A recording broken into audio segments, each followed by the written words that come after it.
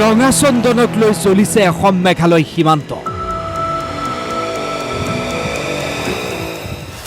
জনপ্ৰিয় ছবি পুষ্পাৰ ৰঙাচন্দনৰ কাহিনী এইবাৰ অসম মেঘালয় সীমান্ত। ৰঙাচন্দনক লৈ অসম মেঘালয় সীমান্তত ভয়ংকৰ সংঘাত।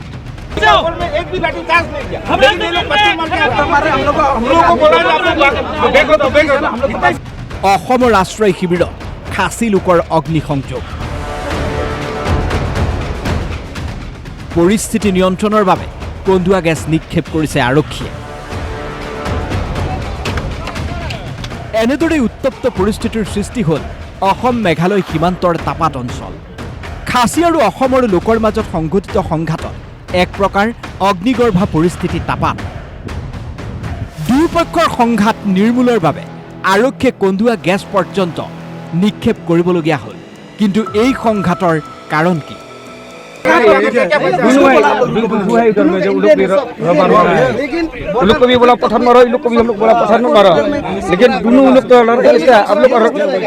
তাপাত স্থানীয় লোকে কাৰ্বি আংলং স্বায়ত্ত পৰিষদৰ সহযোগত ৰোপণ কৰিছিল ৰঙা চন্দনৰ পুলি।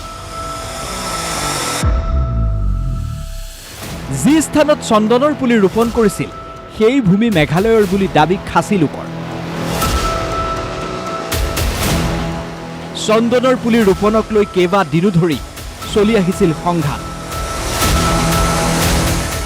সেই সংঘাত নিৰ্মূলৰ বাবে তাপাত প্ৰাথমিক বিদ্যালয়ত দুয়োপক্ষৰ মাজত বুধবাৰে আলোচনাৰ কথা আছিল। কিন্তু আলোচনাৰ পৰিৱৰ্তে ৰঙাচন্দনৰ পুলি কাটি বিনষ্ট কৰিলে খাচী লোকসকলে।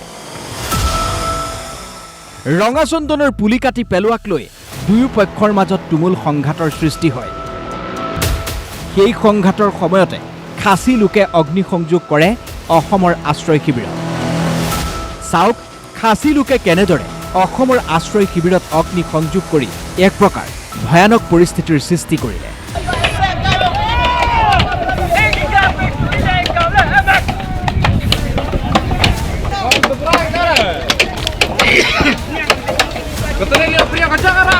অসমৰ মানুহে কাৰ্বি স্বায়ত্ত পৰিষদৰ সহযোগত ৰোপণ কৰা এই ৰঙা চন্দনৰ পুলিবোৰ এনেদৰেই কাটি খাস্তাং কৰিলে খাচী লোকে।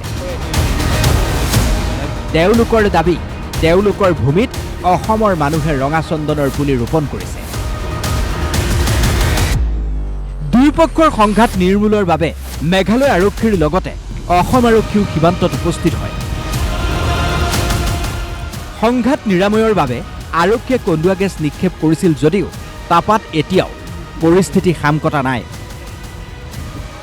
এক চেপা উত্তেজনাই বিৰাজ কৰিছে সমগ্ৰ অঞ্চলটো।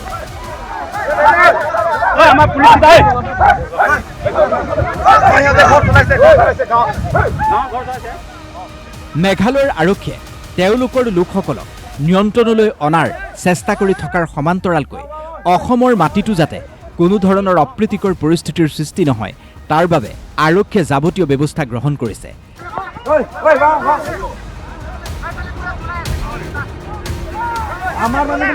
কিন্তু পৰিস্থিতি অধিক যাতে অৱনতি নহয় তাৰ কাৰণে দুয়োখন ৰাজ্যৰ চৰকাৰে উদ্যোগ লোৱাটো খুবেই দৰকাৰ।